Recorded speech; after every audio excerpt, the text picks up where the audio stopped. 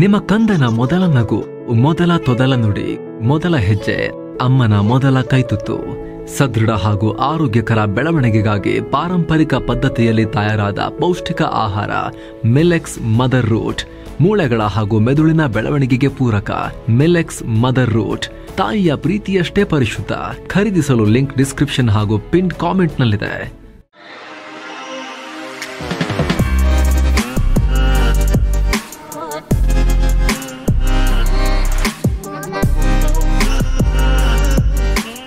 Hi friends, ದಿನದ ಎಲ್ಲ ಪ್ರಮುಖ ಸುದ್ದಿಯನ್ನು ನಿಮಗೆ ತಲುಪಿಸೋ mastmaga.com ಫುಲ್ ನ್ಯೂಸ್ಗೆ ಸ್ವಾಗತ. ನಾನು ಅಮರ್ ಪ್ರಸಾದ್.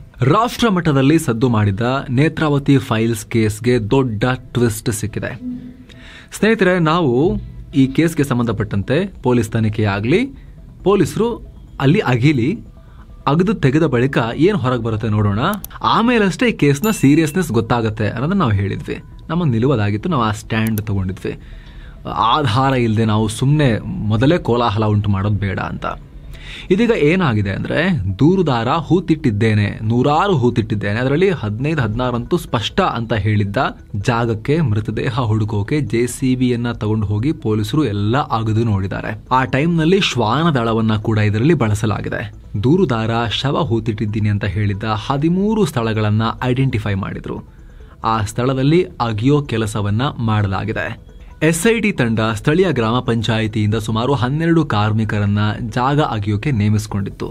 ಅಗಿಯೋ ಸಲಕರಣೆಗಳನ್ನ ಕೂಡ ತಗೊಂಡು ಕಾರ್ಮಿಕರು ಸ್ಥಳಕ್ಕಾಗಮಿಸಿ ಕೆಲಸ ಶುರು ಮಾಡಿದ್ರು. ಆದರೆ ಸುಮಾರು 3-4 ಅಡಿ ತೆಗೆದ್ರೂ ಕೂಡ ಏನೂ ಸಿಗ್ಲಿಲ್ಲ. ಯಾವುದೇ ದೇಹ ಸಿಗ್ಲಿಲ್ಲ, ದೇಹದ ಅವಶೇಷನೂ ಸಿಗ್ಲಿಲ್ಲ. ಜೊತೆಗೆ ಅಗಿಯುವಾಗ ನೀರು ಕೂಡ ಸಮಸ್ಯೆ ಉಂಟು ಮಾಡುತ್ತೆ. ಹೀಗಾಗಿ ಇನ್ನೂ ಆಳಕ್ಕೆ ಅಗಿಯೋಕೆ JCBಯನ್ನ ಕೂಡ ತಂದು ಅಗೆದು ನೋಡ್ಲಾಯ್ತು. ಶವ ಹೂತಿಟ್ಟಿದ್ದೇನೆ ಅಂತ ವ್ಯಕ್ತಿ ಆರೋಪಿಸಿದ್ದ, ಅನಾಮಿಕ ವ್ಯಕ್ತಿ ಏನು ಆರೋಪಿಸಿದ್ರು, ಆ ವ್ಯಕ್ತಿ ಕೂಡ ಆ ಜಾಗದಲ್ಲಿ ಹಾಜರಿದ್ರು. ಅವರು ತೋರಿಸಿದಲ್ಲೇ ಅಗಿಯಲಾಗಿದೆ. ಸ್ಥಳದಲ್ಲಿ ಭಾರಿ ಭದ್ರತೆಯನ್ನು ಕೂಡ ಕಲ್ಪಿಸಲಾಗಿದೆ. ಕಂದಾಯ ಇಲಾಖೆ ಅಧಿಕಾರಿಗಳು, ವೈದ್ಯರು, ವಿಧಿವಿಜ್ಞಾನ ಪ್ರಯೋಗಾಲಯದ ಅಧಿಕಾರಿಗಳು ಕೂಡ ಸ್ಥಳದಲ್ಲೇ ಬೀಡು ಬಿಟ್ಟಿದ್ದಾರೆ. ವ್ಯಕ್ತಿ ಗುರುತಿಸಿದ ಎಲ್ಲ 13 ಜಾಗಗಳಿಗೂ SIT ವಿಶೇಷ ಭದ್ರತೆಯನ್ನು ಕೂಡ ಕಲ್ಪಿಸಿತು.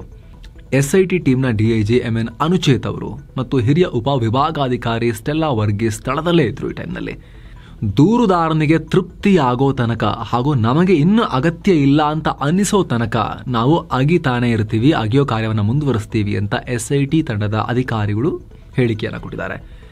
ಸದ್ಯ ಒಂದು ಕಡೆ ಅಗಿಯೋ ಕಾರ್ಯ ನಡೀತಾ ಇದ್ದು, ಅದು ಪೂರ್ಣಗೊಂಡ ಬಳಿಕ ಮುಂದಿನ ಸ್ಥಳದಲ್ಲಿ ಹುಡುಕಾಟ ನಡೆಸಲಾಗುತ್ತೆ ಅಂತ SIT ಅಧಿಕಾರಿಗಳು ಹೇಳಿದ್ದಾರೆ. ಜೊತೆಗೆ ಸಂಪೂರ್ಣ ಪ್ರಕ್ರಿಯೆಯನ್ನ ವಿಡಿಯೋಗ್ರಫಿ ಕೂಡ ಮಾಡಿಕೊಳ್ಳಲಾಗ್ತಾ ಇದೆ.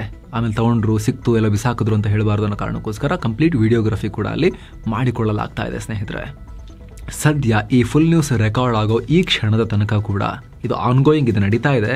ಬಟ್ ಇಲ್ಲಿ ತನಕದ ಅಗೆಯುವಿಕೆಯಲ್ಲಿ ಯಾವುದೇ ಅಸ್ಥಿಪಂಜರ ಹೊರಗೆ ಬಂದಿರೋದು ಸ್ಪಷ್ಟವಾಗಿಲ್ಲ. ಆದರೆ ನೋಡೋಣ, ಇನ್ನೂ ಕಾಯೋಣ.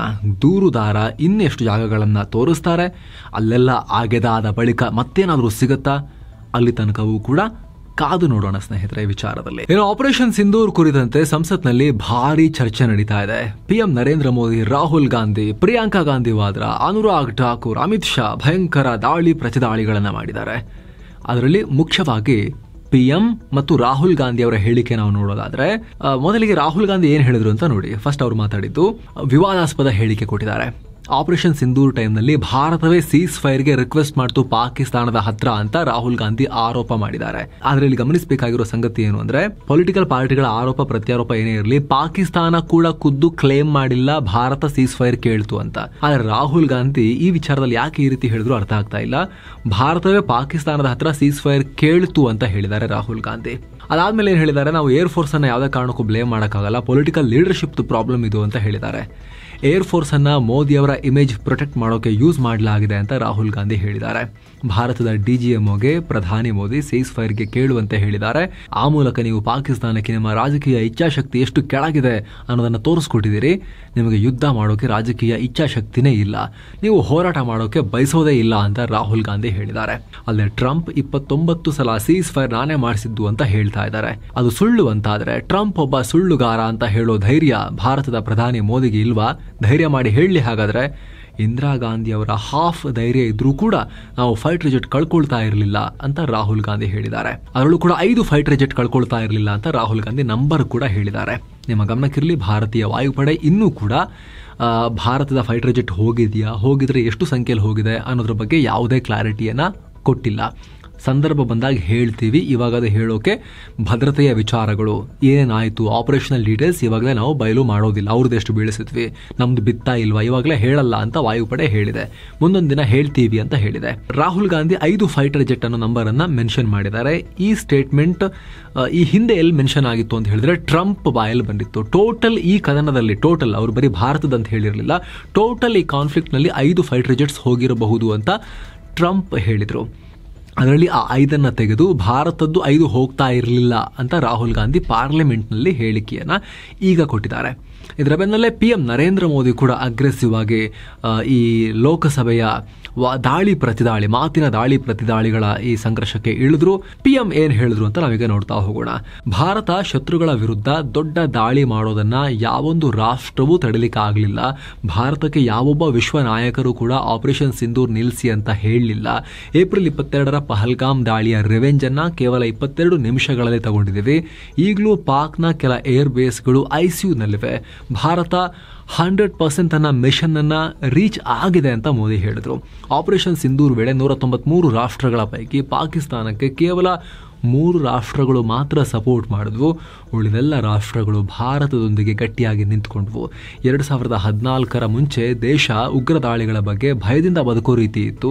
ಆದ್ರೀಗ ಅದು ಬದಲಾಗಿದೆ. ನಮ್ಮ ಪಾಲಿಸಿಗಳಿಂದಾಗಿ ಉಗ್ರವಾದಕ್ಕೆ ನಾವು ಕಠಿಣ ಪ್ರತಿಕ್ರಿಯೆ ಕೊಡೋ ಮೂಲಕ ದೊಡ್ಡ ಪ್ರಮಾಣದಲ್ಲಿ ಸಿಚುವೇಶನ್ ಚೇಂಜ್ ಮಾಡಿದೀವಿ ಅಂತ ಹೇಳಿದ್ರು. ಜೊತೆಗೆ ಮೇ 10ರ ರಾತ್ರಿ ಬಹುತ್ ಮಾರ ಅಬ್ ಜ್ಯಾದಾ ಮಾರ್ ಜೇಲ್ನೆ ಕಾ ತಾಕತ್ ನೈ ಹೈ ಅಂದ್ರೆ ಸಿಕ್ಕಾಪಟ್ಟೆ ಹೊಡೆದು ಬಿಟ್ರಿ, ಇನ್ನು ಹೊಡೆತ ತಿನ್ನೋ ಶಕ್ತಿ ನಮಗಿಲ್ಲ ಅಂತ ಹೇಳಿ ಪಾಕ್ ಯುದ್ಧ ನಿಲ್ಲಿಸಿ ಅಂತ ಹೇಳ್ತು ಅಂತ ಮೋದಿ ಹೇಳಿದ್ದಾರೆ. ಜೊತೆಗೆ ಭಾರತ ಪಾಕಿಸ್ತಾನದ ವಾಯುನೆಲೆಗಳನ್ನು ಧ್ವಂಸ ಮಾಡಿಸಿದ ಟೈಮ್ನಲ್ಲಿ ಪಾಕ್ ಪ್ರಧಾನಿ ಸ್ವಿಮ್ಮಿಂಗ್ ಮಾಡ್ತಾ ಇದ್ರು ಅಂತ ಹೇಳಿ ಈ ಹಿಂದೆ ಶಹಬಾಜೇ ಕೊಟ್ಟಿದ್ದ ಹೇಳಿಕೆಯನ್ನ ಮತ್ತೊಮ್ಮೆ ಉಲ್ಲೇಖ ಮಾಡಿದ್ರು. ಜೊತೆಗೆ ಇಂಟ್ರೆಸ್ಟಿಂಗ್ ವಿಚಾರ ಅಂದ್ರೆ ಮೇ 9ರ ರಾತ್ರಿ ಅವತ್ತೇನಾಯಿತು, 10ನೇ ತಾರೀಕು ಭಾರತ ಉದ್ದಕ್ಕೆ ನಾರ್ತ್ ಇಂದ ಸೌತ್ ತನಕ ಪಾಕಿಸ್ತಾನದ ಇಡೀ ವೆಸ್ಟರ್ನ್ ಫ್ರಂಟ್ ನಲ್ಲಿ ಪಾಕ್ ವಾಯುನೆಲೆಗಳು ಮತ್ತು ಮಿಲಿಟರಿ ನೆಲೆಗಳನ್ನ ಹೊಡಿತಲ್ಲ, ಅದಕ್ಕಿಂತ ಮುಂಚೆ 9ರ ರಾತ್ರಿ ಏನಾಯಿತು ಅಂತ ಮೋದಿ ಹೇಳಿದ್ದಾರೆ. ಅಫಿಷಿಯಲ್ ಆಗಿದೆ, ಮೊದಲ ಬಾರಿ ಮೋದಿ ಮಾತನಾಡಿದ್ದಾರೆ. ಅಮೆರಿಕ ಉಪಾಧ್ಯಕ್ಷ JD ವಾನ್ಸ್ ನನಗೆ ಕಾಲ್ ಮಾಡೋಕೆ ಪ್ರಯತ್ನ ಪಟ್ಟರು, ಆದರೆ ಆ ಕ್ಷಣದಲ್ಲಿ ನಾನು ಕಾಲ್ ರಿಸೀವ್ ಮಾಡಕ್ ಆಗಿರಲಿಲ್ಲ. ಆಮೇಲೆ ನಾನು ಅವರಿಗೆ ಕಾಲ್ ರಿಟರ್ನ್ ಮಾಡಿದೆ. ಆಗ JD ವಾನ್ಸ್ ಪಾಕ್ ದೊಡ್ಡ ದಾಳಿ ಮಾಡೋಕೆ ಪ್ಲಾನ್ ಮಾಡಿದೆ ಅಂತ ನನಗೆ ಹೇಳಿದ್ರು. ಆಗ ಅದಕ್ಕೆ ನಾನು ಪಾಕ್ ಏನೇ ದೊಡ್ಡ ದಾಳಿ ಮಾಡಿದ್ರು ಕೂಡ ಅಷ್ಟೇ ಜೋರಾಗಿ ಪ್ರತಿಕ್ರಿಯೆ ನಾವು ಕೊಡ್ತೀವಿ, ಪಾಠ ಕಲಿಸ್ತೀವಿ ಅಂತ ಹೇಳಿದೆ. ಒಂದು ವೇಳೆ ಪಾಕ್ಗೆ ಅಂತ ಉದ್ದೇಶ ಇದ್ರೆ ತಕ್ಕ ಬೆಲೆ ತೆರಬೇಕಾಗತ್ತೆ ಅವರು ಅಂತ ನಾನು ಹೇಳಿದೆ. ಪಾಕ್ ಬುಲೆಟ್ ಫೈರ್ ಮಾಡಿದ್ರೆ ನಾವು ದೊಡ್ಡ ಸ್ಫೋಟಕಗಳ ಮಳೆ ಸುರಿಸ್ತೀವಿ ಅಂತ ಹೇಳಿದೆ. ಇದಾದ ನಂತರ ಮೇ 10ರ ಬೆಳಗ್ಗೆ ಪಾಕ್ನ ಸೇನಾ ಸಾಮರ್ಥ್ಯವನ್ನ ಭಾರತ ಟಾರ್ಗೆಟ್ ಮಾಡಿ ಹೊಡೀತು ಅಂತ ಮೋದಿ ಹೇಳಿದ್ದಾರೆ. ಅಲ್ಲದೆ ಆಪರೇಷನ್ ಸಿಂಧೂರ್ ಇನ್ನು ನಿಂತಿಲ್ಲ, ಅದಿನ್ನೂ ಆಕ್ಟಿವ್ ಆಗಿದೆ. ಪಾಕ್ ಯಾವುದೇ ದುಸ್ಸಾಹಸಕ್ಕೆ ಮುಂದಾದರೂ ಕೂಡ ಬಲವಾದ ಪ್ರತಿಕ್ರಿಯೆ ಕೊಡ್ತೀವಿ ಅಂತ ಮೋದಿ ಮತ್ತೊಮ್ಮೆ ಎಚ್ಚರಿಕೆ ಕೊಡ್ತಿದ್ದೀವಿ ಅಂತ ಹೇಳಿದ್ದಾರೆ. ಜೊತೆಗೆ ಭಾರತದ ವಿರೋಧಿಗಳಿಗೆ ಮಿರರ್ ತೋರಿಸೋಕೆ ನಾವಿಲ್ಲಿ ಇರೋದು ಅಂತ ಹೇಳಿದ್ದಾರೆ. ಅಂದ್ರೆ ನಮ್ಮ ಮೇಲೆ ದಾಳಿ ಮಾಡಿದ್ರೆ ಪ್ರತಿಕಾರ ಸಿದ್ಧ ಅಂತ ಪಾರ್ಲಿಮೆಂಟ್ನಲ್ಲಿ ಪ್ರಧಾನಿ ಮತ್ತೊಮ್ಮೆ ಹೇಳಿದ್ದಾರೆ. ಇನ್ನು ಭಾರತೀಯ ಸೇನೆ ಸೋಮವಾರ ನಡೆಸಿದ್ದ ಆಪರೇಷನ್ ಮಹಾದೇವ್ ಕಾರ್ಯಾಚರಣೆಯಲ್ಲಿ 3 ಉಗ್ರಗಾಮಿಗಳನ್ನು ಹೊಡೆದು ಹಾಕಿತ್ತು. ಈಗ ಆ ಉಗ್ರರ ಬಳಿ ಸಿಕ್ಕಿರೋ ಮದ್ದುಗುಂಡುಗಳು ಪಹಲ್ಗಾಮ್ ಸೈಟ್ನಲ್ಲಿ ಸಿಕ್ಕಿದ್ದ ಗುಂಡಿನ ಶೆಲ್ಗಳಿಗೆ ಹೊರ ಕವಚಕ್ಕೆ ಹೋಲಿಕೆಯಾಗಿದೆ ಅಂತ ಗೃಹ ಮಂತ್ರಿ ಅಮಿತ್ ಶಾ ಕನ್ಫರ್ಮ್ ಮಾಡಿದ್ದಾರೆ. ಅಲ್ಲದೆ ಚಂಡೀಗಢನ ಸೆಂಟ್ರಲ್ ಫೋರೆನ್ಸಿಕ್ ಸೈನ್ಸ್ ಲ್ಯಾಬೊರೇಟರಿಯಲ್ಲಿ ಈ ಟೆಸ್ಟ್ ನಡೆದಿದ್ದು ಅಫಿಷಿಯಲ್ ಆಗಿ ಕನ್ಫರ್ಮ್ ಆಗಿದೆ ವಿಜ್ಞಾನಿಗಳಿಂದ ಅಂತ ಅಮಿತ್ ಶಾ ಹೇಳಿದ್ದಾರೆ. ಆ ಮೂಲಕ ಪಹಲ್ಗಾಮ್ ಉಗ್ರರನ್ನೇ ನಮ್ಮ ಸೇನೆಗೆ ಬಲಿ ಹಾಕಿರೋದಕ್ಕೆ ಈಗ ಇನ್ನೊಂದು ಎವಿಡೆನ್ಸ್ ಸಿಕ್ಕಂತಾಗಿದೆ. ಮತ್ತೊಂದು ಕಡೆ ಭಾರತ ಆಪರೇಷನ್ ಸಿಂಧೂರ್ ಬಳಿಕ back to back missile test ಮಾಡಿ ತನ್ನ ದಾಳಿ ಸಾಮರ್ಥ್ಯವನ್ನ ಮತ್ತಷ್ಟು ಹೆಚ್ಚು ಮಾಡಿಕೊಳ್ತಿದೆ. ಇದೀಗ ಹೊಸದಾಗಿ ಮತ್ತೊಂದು ಸ್ವದೇಶಿ ನಿರ್ಮಿತ ಮಿಸೈಲ್ ಟೆಸ್ಟ್ ಮಾಡಿದೆ. ಒಡಿಶಾದ ಅಬ್ದುಲ್ ಕಲಾಂ ದ್ವೀಪದಿಂದ ಭಾರತ ಹೊಸದಾಗಿ ಡೆವಲಪ್ ಮಾಡಿರೋ ಈ ಟ್ಯಾಕ್ಟಿಕಲ್ ಪ್ರಾಯ ಮಿಸೈಲ್ ಅನ್ನ ಟೆಸ್ಟ್ ಮಾಡಲಾಗಿದೆ. DRDO ಜುಲೈ 28 ಮತ್ತು 29ನೇ ತಾರೀಕು 2 ದಿನ 2 ಮಿಸೈಲ್ ಟೆಸ್ಟ್ ನಡೆಸಿದೆ. ಈ ವೇಳೆ ಪ್ರಳಯ ಮಿನಿಮಮ್ ಮತ್ತು ಮ್ಯಾಕ್ಸಿಮಮ್ ಟಾರ್ಗೆಟ್ಗಳನ್ನು ಪಿನ್ ಪಾಯಿಂಟ್ ಅಕ್ಯುರಸಿಯಲ್ಲಿ ಹೊಡೆದು ಹಾಕಿದೆ. ಹೀಗಾಗಿದು ಭಾರತದ ದಾಳಿ ಶಕ್ತಿಗೆ ದೊಡ್ಡ ಬಲ ತಂದುಕೊಡುತ್ತೆ. Pralay short range surface to surface missile ನೆಲದ ಮೇಲಿಂದ ಫೈರ್ ಆಗಿ ಶತ್ರುವಿನ ನೆಲದ ಮೇಲಿರೋ ಟಾರ್ಗೆಟ್ ಅನ್ನ ಹೊಡೆದು ಹಾಕುತ್ತೆ. 500ರಿಂದ 1000 kgಯಷ್ಟು ತೂಕದ ಸಾಂಪ್ರದಾಯಿಕ ಸ್ಫೋಟಕಗಳನ್ನು ಹೊತ್ಕೊಂಡು ಹೋಗಿ ಉಡಾಯಿಸುತ್ತೆ. ಇದು 150ರಿಂದ 500 ಕಿಲೋಮೀಟರ್ ರೇಂಜ್ನಲ್ಲಿ ಶತ್ರು ಟಾರ್ಗೆಟ್ಗಳನ್ನು ಹೊಡೆಯುತ್ತೆ. ಅಂದರೆ ಇದು ಶಾರ್ಟ್ ರೇಂಜ್ ಅಂತ ಅನ್ಸಿದ್ರೂ ಕೂಡ ಪಾಕಿಸ್ತಾನ ನೆರೆಯ ರಾಷ್ಟ್ರ ಆಗಿರೋದ್ರಿಂದ, ಭಾರತದ ಭುಜದ ಮೇಲೆ ತೆಳ್ಳಗೆ ಹರಡ್ಕೊಂಡಿರೋದ್ರಿಂದ ಆಲ್ಮೋಸ್ಟ್ ಅರ್ಧ ಪಾಕಿಸ್ತಾನ ಕವರ್ ಆಗುತ್ತೆ ಇದರಲ್ಲಿ. ಇದನ್ನು ಹಾರಿಸಿದ್ರೆ ಪಾಕ್ನ ಪೇಶಾವರ್ ತನಕ ನುಗ್ಗಿ ದಾಳಿ ಮಾಡುತ್ತೆ. ಜೊತೆಗೆ ಐರನ್ ಡೋಮ್, S-400 ಥಾಡ್ನಂತ ಮಿಸೈಲ್ ಇಂಟರ್ಸೆಪ್ಟರ್ ಸಿಸ್ಟಮ್ಗಳಿದಾವಲ್ಲ, ಅವುಗಳ ಕಣ್ಣಿಂದಲೂ ತಪ್ಪಿಸ್ಕೊಂಡು ಟಾರ್ಗೆಟ್ ಅನ್ನು ರೀಚ್ ಆಗೋ ರೀತಿಯಲ್ಲಿ ಡಿಸೈನ್ ಮಾಡಲಾಗಿದೆ. ಮ್ಯಾಕ್ 1 ಮತ್ತು ಮ್ಯಾಕ್ 1.6 ಸ್ಪೀಡ್ನಲ್ಲಿ, ಅಂದರೆ ಶಬ್ದದ ವೇಗಕ್ಕಿಂತ 1-1.5 ಪಟ್ಟು ವೇಗದಲ್ಲಿ ಮುನ್ನುಗ್ಗುತ್ತೆ. ಅಂದಾಜು 5 ಟನ್ ತೂಕ ಇದು ಹೊಂದಿದೆ, ಸ್ವಂತ ತೂಕವನ್ನು ಹೊಂದಿದೆ. ಈ ಮಿಸೈಲ್ನಲ್ಲಿ ಇನರ್ಷಿಯಲ್ ನ್ಯಾವಿಗೇಷನ್ ಸಿಸ್ಟಮ್ಸ್ ಮತ್ತು ಏವಿಯಾನಿಕ್ ಸಿಸ್ಟಮ್ಸ್ ಅನ್ನು ಇಂಟಿಗ್ರೇಟ್ ಮಾಡಲಾಗಿದೆ. ಮಿಸೈಲ್ ನಿಖರವಾಗಿ ದಾಳಿ ಮಾಡುತ್ತೆ ಮತ್ತು ಅಗತ್ಯವಿದ್ದರೆ ಮಾರ್ಗ ಮಧ್ಯೆ ತನ್ನ ಪಥವನ್ನು ಕೂಡ ಚೇಂಜ್ ಮಾಡುತ್ತೆ. ಹೀಗೆ ಅನೇಕ ಸುಧಾರಿತ ಟೆಕ್ನಾಲಜಿಯನ್ನು ಮಿಸೈಲ್ನಲ್ಲಿ ಅಳವಡಿಸಲಾಗಿದೆ. ಈ ಮಿಸೈಲನ್ನು 8x8 BML Tatra transporter erector ಲಾಂಚರ್ನಿಂದ ಲಾಂಚ್ ಮಾಡಬಹುದು. ಈ ಮಿಸೈಲ್ ಟೆಸ್ಟ್ ಸಕ್ಸಸ್ಫುಲ್ ಆಗಿರೋ ಬೆನ್ನಲ್ಲೇ ರಕ್ಷಣಾ ಮಂತ್ರಿ ರಾಜನಾಥ್ ಸಿಂಗ್ DRDO ಮತ್ತು ಸಶಸ್ತ್ರ ಪಡೆಗಳಿಗೆ ಅಭಿನಂದನೆ ತಿಳಿಸಿದ್ದಾರೆ. ಈ ಮೂಲಕ 1 ತಿಂಗಳಲ್ಲಿ ಭಾರತ ಈ ಪ್ರಳಯ ಸೇರಿ ಒಟ್ಟು 4 ಮಿಸೈಲ್ ಟೆಸ್ಟ್ ಮಾಡಿದಂತಾಗಿದೆ. ಜುಲೈ 11ಕ್ಕೆ ಅಸ್ತ್ರ ಮಿಸೈಲ್, ಜುಲೈ 14ಕ್ಕೆ extended trajectory long duration hypersonic cruise missile, ಹಾಗೆ ಜುಲೈ 25ಕ್ಕೆ UAV launched precision guided missile ಅನ್ನು ಲಾಂಚ್ ಮಾಡಿತ್ತು. ಈಗ ಪ್ರಳಯ ಹೆಸರಲ್ಲಿ ಹೊಸ ಮಿಸೈಲ್ ಟೆಸ್ಟಿಂಗ್ ಅನ್ನು ಭಾರತ ನಡೆಸಿದೆ. ಬೆಂಗಳೂರಿನ ಕಲಾಸಿಪಾಳ್ಯ ಬಸ್ ಸ್ಟ್ಯಾಂಡ್ನಲ್ಲಿ ಸ್ಫೋಟಕ ಪತ್ತೆಯಾಗಿದ್ದ ಕೇಸ್ಗೆ ಸಂಬಂಧಪಟ್ಟಂತೆ 3 ಆರೋಪಿಗಳನ್ನು ಬಂಧಿಸಲಾಗಿದೆ. ಅವರನ್ನ ಕೋಲಾರ ಮೂಲದ ಗಣೇಶ್, ಮುನಿರಾಜು ಮತ್ತು ಶಿವಕುಮಾರ್ ಅಂತ ಗುರುತಿಸಲಾಗಿದೆ. ಇವರಿಂದ ಸ್ಫೋಟಕ ತಯಾರಿಕೆಗೆ ಬೇಕಾದ ಅಪಾಯಕಾರಿ ವಸ್ತುಗಳನ್ನು ಕೂಡ ವಶಪಡಿಸಿಕೊಳ್ಳಲಾಗಿದೆ. ಇವರ ವಿಚಾರಣೆ ವೇಳೆ ಹಲವು ಮಾಹಿತಿ ಹೊರಗೆ ಬರ್ತಾ ಇದೆ. ಆರೋಪಿಗಳು ಸ್ಫೋಟಕಗಳನ್ನ ಬ್ಯಾಗ್ನಲ್ಲಿ ತುಂಬಿಕೊಂಡು ಬಂದಿದ್ದಾರೆ. ನಂತರ ಬಸ್ ಸ್ಟ್ಯಾಂಡ್ನ ಶೌಚಾಲಯಕ್ಕೆ ಹೋಗುವ ವೇಳೆ ಬ್ಯಾಗ್ ಅನ್ನ ಹೊರಗಡೆ ಇಟ್ಟು ಹೋಗಿದ್ದಾರೆ. ಹೊರ ಬಂದಾಗ ಹೋಮ್ ಗಾರ್ಡ್ಸ್ ಇರೋದನ್ನು ನೋಡಿ ಬ್ಯಾಗ್ ಅನ್ನ ಅಲ್ಲೇ ಬಿಟ್ಟು ಓಡ್ ಹೋಗಿದ್ದಾರೆ ಅಂತ ಗೊತ್ತಾಗಿದೆ. ಅಲ್ಲದೆ ಆರೋಪಿಗಳು ಈ ಸ್ಫೋಟಕಗಳನ್ನ ಬೋರ್ವೆಲ್ ಮತ್ತು ಬಂಡೆ ಒಡೆಯೋಕೆ ಬಳಸೋಕೆ ತಗೊಂಡು ಹೋಗ್ತಾ ಇದ್ದಿದ್ದಾಗಿ ವಿಚಾರಣೆ ವೇಳೆ ಹೇಳ್ಕೊಂಡಿದ್ದಾರೆ. ಸದ್ಯ ಪೊಲೀಸರು ಸತ್ಯಾಸತ್ಯತೆಯನ್ನ ಚೆಕ್ ಮಾಡೋಕೆ ತನಿಖೆ ನಡೆಸ್ತಾ ಇದ್ದಾರೆ. ಇನ್ನು ಕರ್ನಾಟಕದಲ್ಲಿ ಮಳೆ ಮುಂದುವರೆದಿದೆ. ಕಳೆದ 24 ಗಂಟೆಯಲ್ಲಿ ಶಿವಮೊಗ್ಗ ಜಿಲ್ಲೆ ಹೊಸನಗರ ತಾಲೂಕಿನ ಸುಳುಗೋಡು ಅನ್ನೋ ಕಡೆ ಅತಿ ಹೆಚ್ಚು 50 ಮಿಲಿಮೀಟರ್ ಮಳೆಯಾಗಿದೆ. ಇನ್ನು ಮುಂದಿನ 24 ಗಂಟೆ ಉತ್ತರ ಕರ್ನಾಟಕದ ಎಲ್ಲ ಜಿಲ್ಲೆಗಳಲ್ಲೂ ಸಾಧಾರಣ ಮಳೆಯಾಗುವ ನಿರೀಕ್ಷೆ ಇದೆ. ಹಾಗಾಗಿ ಆ ಜಿಲ್ಲೆಗಳಿಗೆ ಯೆಲ್ಲೋ ಅಲರ್ಟ್ ಕೊಡಲಾಗಿದೆ. ಇನ್ನು ರಾಜ್ಯ ರಾಜಧಾನಿ ಬೆಂಗಳೂರು ಸೇರಿದಂತೆ ಶಿವಮೊಗ್ಗ, ಚಿಕ್ಕಮಗಳೂರು, ಕೋಲಾರ, ಮೈಸೂರು ಜಿಲ್ಲೆಗಳಿಗೂ ಯೆಲ್ಲೋ ಅಲರ್ಟ್ ಅನೌನ್ಸ್ ಮಾಡಲಾಗಿದೆ. ಉಳಿದಂತೆ ರಾಜ್ಯದ ಬಹುತೇಕ ಕಡೆ ಒಣ ಹವೆ ಕಂಟಿನ್ಯೂ ಆಗುತ್ತೆ. ಏನೋ ಬೆಂಗಳೂರಲ್ಲಿ ಬೀದಿ ನಾಯಿಗಳ ದಾಳಿಗೆ ಒಬ್ಬ ವೃದ್ಧ ಬಲಿಯಾಗಿದ್ದಾರೆ. 71 ವರ್ಷದ ಸೀತಪ್ಪ ಅಂತ ಗುರುತಿಸಲಾಗಿದೆ. 8-9 ಬೀದಿ ನಾಯಿಗಳ ಗುಂಪು ದಾಳಿ ಮಾಡಿ ಅವರ ಜೀವವನ್ನೇ ಬಲಿ ಪಡೆದುಬಿಟ್ಟಿದೆ ವೃದ್ಧಂದು ಪಾಪ. ಈಗ ಅವರ ಕುಟುಂಬಕ್ಕೆ 1 ಲಕ್ಷ ರೂಪಾಯಿ ಪರಿಹಾರ ಕೊಡ್ತೀವಿ ಅಂತ ಬಿಬಿಎಂಪಿ ವಿಶೇಷ ಆಯುಕ್ತ ಸುರಳ್ಕರ್ ವಿಕಾಸ್ ಕಿಶೋರ್ ಮಾಹಿತಿ ಕೊಟ್ಟಿದ್ದಾರೆ. ಇತ್ತೀಚೆಗೆ ಇದೇ ಬಿಬಿಎಂಪಿ ಏನ್ ಮಾಡಿತ್ತು ಗೊತ್ತಾ, ನಾಯಿಗಳಿಗೆ ಬಾಡೂಟದ ಭಾಗ್ಯ ಕೊಡೋಕೆ ಟೆಂಡರ್ ಕರೆದಿತ್ತು.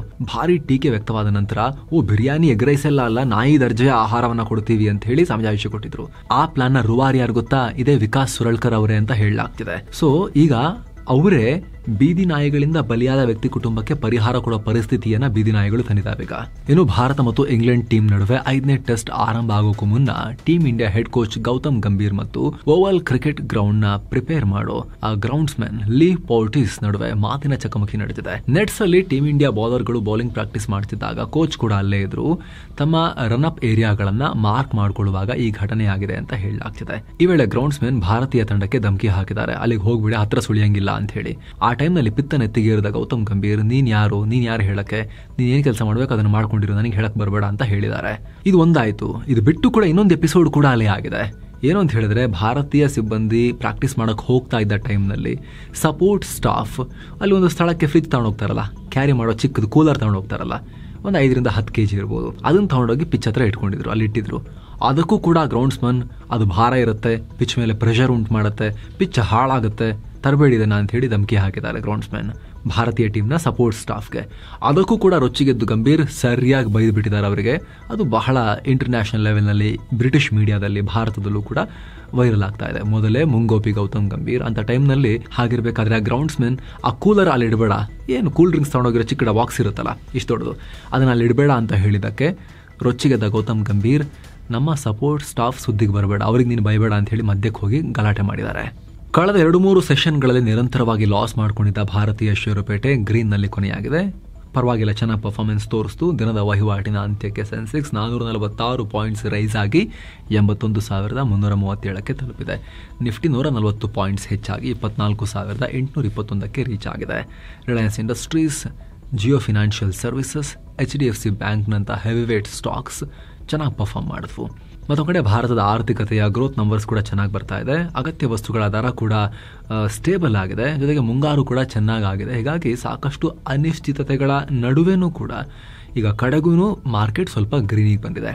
ಆದರೆ ಅಗೇನ್ ಭಾರತ ಅಮೆರಿಕ ನಡುವಿನ ಟ್ರೇಡ್ ಅಗ್ರಿಮೆಂಟ್, ಈ ಟ್ರೇಡ್ ಡೀಲ್ ಏನಾಗುತ್ತೆ ಅನ್ನೋ ಕುತೂಹಲ ಅಂತೂ, ಆ ಒಂದು ಹೆಡ್ಡೇಕ್ ಅಂತೂ ಮಾರ್ಕೆಟ್ಗೆ ಇನ್ನೂ ಕೂಡ ಕಾಡ್ತಾನೆ ಇದೆ.